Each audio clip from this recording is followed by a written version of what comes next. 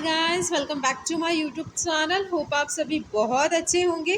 आज के इस वीडियो में हम फीलिंग फॉर लव के ड्रामा के एपिसोड 5 को बिल्कुल हिंदी में समझने वाले हैं। यहाँ पे एपिसोड 5 की स्टार्टिंग होती है आर्ट स्टूडियो में, जहाँ पे कीजुन और इना एक दूसरे को पैशनेटली किस कर रहे होते हैं। एंड देन किस के बीच में ही सडनली इना को रियलाइज़ होता है कि ये दोनों वो गलत कर रहे हैं, और वो किस को स्टॉप कर देती है और वहाँ से भाग कर चली जाती है। अब अपने इमोशंस को कंट्रोल में लाने के लिए, शांत करने के लिए इना सुपरमार्केट जाकर फ्रीज़र के सामने खड़ी हो जाती है और काफ़ी सारी अल्कोहल की बॉटल्स को खरीदती है। दूसरी साइड कीजून घर जाकर शावर काफ़ी देर तक लेता है, जिससे कि आजंग भी बाहर टेंशन में आ जाती है कि कीजून को क्या हो गया। अब बाद में जब वो शावर से बाहर आता है तो वो आजंग से पूछता है कि किसी पुराने जान पहचान वाले इंसान के लिए अगर अचानक ही फीलिंग्स डेवलप होने लगे तो क्या ये नॉर्मल है। तो आजंग कहती है कि ये तो काफ़ी नॉर्मल सी बात है। नेक्स्ट मॉर्निंग जेयूल अपनी मॉम से मिलने जाता है हॉस्पिटल में और अपनी मॉम को मेडिसिन लेने के लिए कन्विंस करता है ताकि उन्हें साइकेट्रिक वार्ड वापस ना जाना पड़े, लेकिन वो मेडिसिन नहीं लेती है। उसके डैड जेम्स स्कैंडल को लेकर उसे डांटते हैं। वो जेयूल से ये कहते हैं कि अब तक उन्होंने उसके नाम कंपनी नहीं की है, इसलिए उसे अच्छे से बिहेव करना होगा। फिर वो आजंग को कॉल करके इना का ख्याल रखने को बोलता है।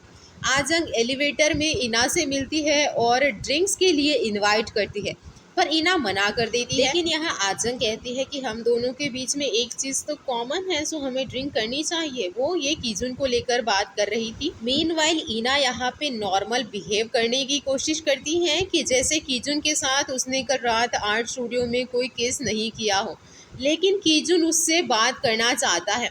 दोनों यहाँ आर्ग्यू करते हैं कि पहले केस किसने किया था। यहाँ कीजुन इना से कहता है कि उसने उसे पहले पकड़ा और केस शुरू किया था, लेकिन इना कहती है कि नहीं, उसने पहले केस स्टार्ट किया था। इस बात पे काफ़ी लंबी आर्ग्यूमेंट होती है। एंड में इना उसे किस को मिस्टेक बोलकर उससे माफ़ी भी मांगती है और यहाँ पे कहती है कि बैकग्राउंड में रोमांटिक म्यूज़िक चल रहा था और एटमॉस्फेयर ही वैसा हो गया था कि मैं मिस्टेकली तुम्हें किस कर लिया। अब ये जो किसको इना मिस्टेक बोल रही है, ये बात सुन के कीजुन काफ़ी हर्ट हो जाता है और यहाँ पे ये लोग किस के बात को अब ना करने का डिसीज़न एक दूसरे के साथ लेते हैं। ऑफिस में सबको लगता है कि इना अभी भी कीजुन से काफ़ी ज़्यादा अपसेट है और दोनों की एक दूसरे से बिल्कुल भी नहीं बनती है। इन्हें यहाँ पे एक मिसअंडरस्टैंडिंग होती है कि कीजुन और इना जो कॉन्फ्रेंस रूम में किस को लेकर बात कर रहे हैं, इन्हें लगता है कि कीजुन को इना काफ़ी डांट रही है। दूसरी तरफ कॉस्मेटिक डिपार्टमेंट का टॉप सेल्समैन मिनवू, उसे इंट्रोड्यूस कराया जाता है, जिसके वेडिंग में एक फीमेल क्लाइंट ड्रामा क्रिएट करती है। इन्वेस्टिगेशन होती है अब इन दोनों पे। कीजुन इंचार्ज होता है इन्वेस्टिगेशन का। इन्वेस्टिगेशन में मिनवू बोलता है कि उसने उस क्लाइंट योना के साथ लाइन क्रॉस नहीं की, बस प्रोडक्ट्स बेचने के लिए थोड़ा बहुत फ्लर्ट किया, लेकिन उस क्लाइंट योना को लगा कि दोनों के बीच में कुछ स्पेशल है। ये बात बताती है कि जिस दिन उसे काफ़ी बुखार था, उस दिन जब ये बात उसने मिनवू को बताई थी तो वो आधी रात को मुझे मेडिसिन देने के लिए दौड़ा था। देन जब मैं लोनली फील कर रही थी तो वो मेरे साथ मूवीज़ देखने के लिए भी गया था एंड हम लोगों ने डिनर भी किया था साथ में। सो ये सब अगर हम एक दूसरे के साथ कर रहे हैं, इट मीन्स कि हम दोनों का बॉन्ड कुछ स्पेशल है। वो यहाँ पे मिनवू के साथ की चैटिंग को भी दिखाती है। लेकिन कीजुन और उसका कलीग यहाँ पे योना को बताता है कि मिनवू जिस भी क्लाइंट से बात करता है वो इसी टोन में और ऐसे ही मैसेज सभी को भेजता है। योना यहाँ बताती है कि दोनों ने किस भी किया था। मिनवू को इन्वेस्टिगेशन में जब ये बात पूछी जाती है तो वो डिनाई कर देता है। कीजुन यहाँ पे केस की रिपोर्ट इना को देता है और बताता है कि दोनों किस को डिफरेंट तरीके से देखते हैं। इना कहती है कि अगर एक पर्सन के लिए किस मीनिंगफुल थी और दूसरे के लिए नहीं, तो वो रूड और प्रॉब्लमेटिक हो सकता है।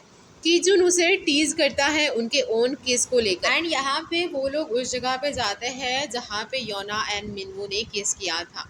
अब यहाँ पे कीजुन एक्टिंग करके दिखाता है कि कैसे योना ने काफ़ी शराब पी ली थी और वो मिनवू के कंधे पे जाके सर रखा तो उन दोनों के बीच में किस हो गई। अब यहाँ पे वो लोग कैमरास को स्पॉट कर लेते हैं और यहाँ कीजुन कहता है कि कैमरा गर्म नहीं है और यहाँ पे रिकॉर्डिंग का कोई बटन भी नहीं है। इट मीन्स कि ये बस शो पीस के लिए रखा गया है, जिससे कि इना काफ़ी इम्प्रेस हो जाती है। वही जेयोल अपने फ्रेंड के साथ यहाँ पे खेल रहा होता है, बीच में ही आजंग आ जाती है। एंड वो जाने के बाद में जेयोल का फ्रेंड कहता है कि तुम्हारी सेक्रेटरी तो काफ़ी खूबसूरत है, जिससे कि जेयोल थोड़ा परेशान लगता है। देन यहाँ पे रेस्टोरेंट के बाहर यहाँ इना एंड कीजुन स्पॉट करते हैं कि एक टेम्पो खड़ा है और टेम्पो के कैम डैश में उन्हें फुटेज मिल सकती है जहाँ पे मिनवू एंड योना की केस रिकॉर्ड हुई होगी। यहाँ पे वो टेम्पो के अंदर बैठते हैं और इना को अननोन नंबर से कॉल्स आते हैं, जिससे वो परेशान हो जाती है। लेकिन यहाँ पे वो लोग पहले उस फुटेज को चेकआउट करते हैं एंड योना ने जैसे कहा था उन दोनों के बीच में सच में केस हुई थी और उनके पास अब प्रूफ भी आ गया है। यहाँ पे काफ़ी रात होने की वजह से जेयूल आजंग को लिफ्ट दे देता है। कार के अंदर आजंग उससे कहती है कि मैं जानती हूँ कि आप मेरे अराउंड थोड़ा अनकंफर्टेबल फील करते हो, क्योंकि जेयोल के लिए उसके मन में फीलिंग्स हैं।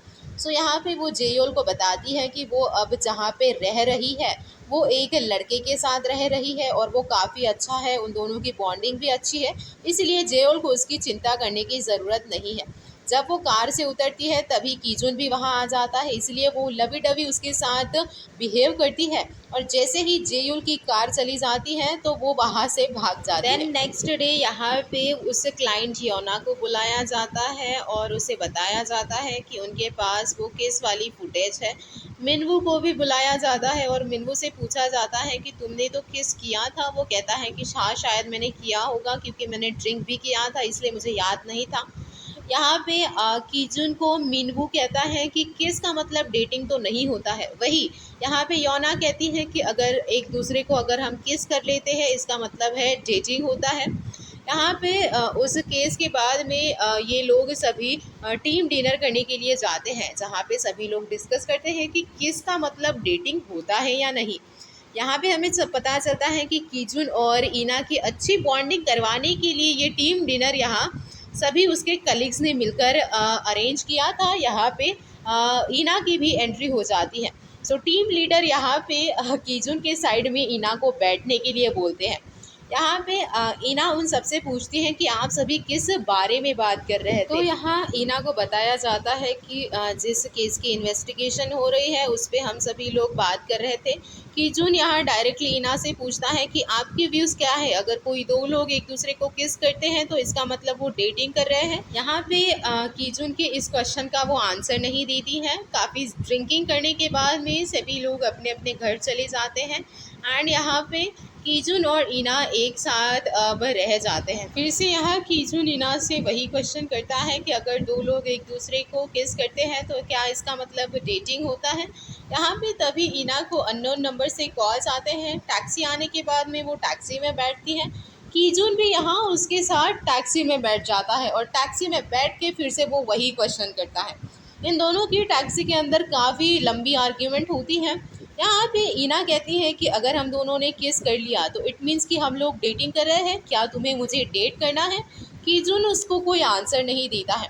वहाँ पे अब बीच रास्ते में ही यहाँ इना उतर जाती है। कीजुन कहता है कि मेरा वो इंटेंशन नहीं था। अब ये दोनों एक दूसरे से बात कर ही रहे होते हैं कि यहाँ पे इना के डैड की एंट्री होती है और हमें पता चलता है कि इना के डैड ही अननोन नंबर से इना को काफ़ी देर से कॉल कर रहे थे। अब यहाँ पे इना और उसके डैड को कीजुन प्राइवेसी देता है। सुपरमार्केट जाके दूर से उन दोनों की कन्वर्सेशन को देखता है। यहाँ इना के डैड इना से कह रहे हैं कि जैसे ही मुझे पता चला कि तुम बाहर कंट्री से सियोल वापस आई हो, इसलिए मैं बस तुम्हें एक बार देखना चाहता था। इना इस बात पे हंस देती है और कहती है कि जब मुझे आपकी ज़रूरत थी तब तो आप मेरे लिए प्रेजेंट नहीं थे, तो अब आपको मेरी कोई चिंता करने की ज़रूरत नहीं है।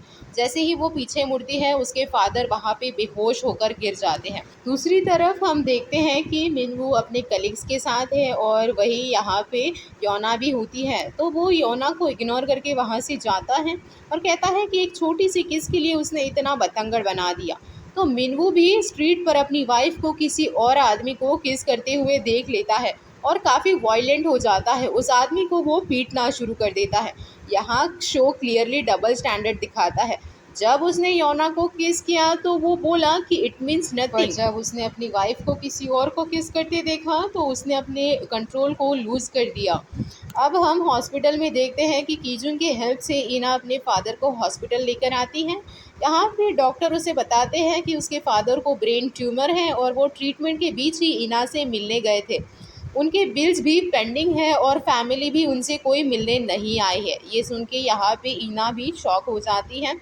यहाँ पे हॉस्पिटल के बाहर कीजुन इना का वेट ही कर रहा होता है। इना और कीजुन एक क्वाइट बार में जाते हैं, हार्ट टू हार्ट कन्वर्सेशन करते हैं। कीजुन अपने डिफ़िकल्ट चाइल्डहुड के बारे में बताता है। फिर इना फाइनली अपना पेनफुल पास्ट रिवील करती है कीजुन के सामने। वो बताती है कि उसकी मॉम का अफेयर एक मैरिड मैन के साथ था। सोसाइटी और लोगों ने इना और उसकी मदर को बहुत जज किया और बुली भी किया।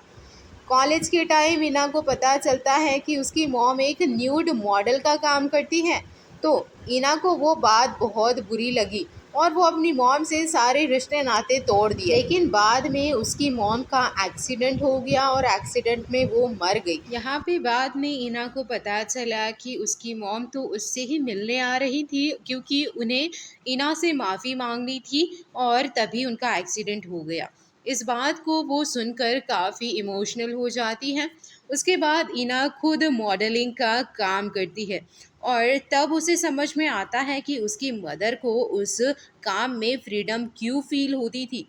कीजुन यहाँ पे उसकी स्टोरी सुनकर इमोशनल हो जाता है और कहता है कि अब वो चाहता है कि इना फ्यूचर में खुश रहे। वो रियलाइज़ करता है कि इना बाहर से स्ट्रॉन्ग दिखती है पर अंदर से बहुत सॉफ्ट और ब्रोकन भी है। एंड में कीजून ड्रंक होकर पास आउट हो जाता है। इना यहाँ पे उसकी क्यूटनेस को निहार रही होती है। यहाँ पे अब उसे वो काफ़ी जगाने की कोशिश करती है लेकिन वो नहीं जगता है।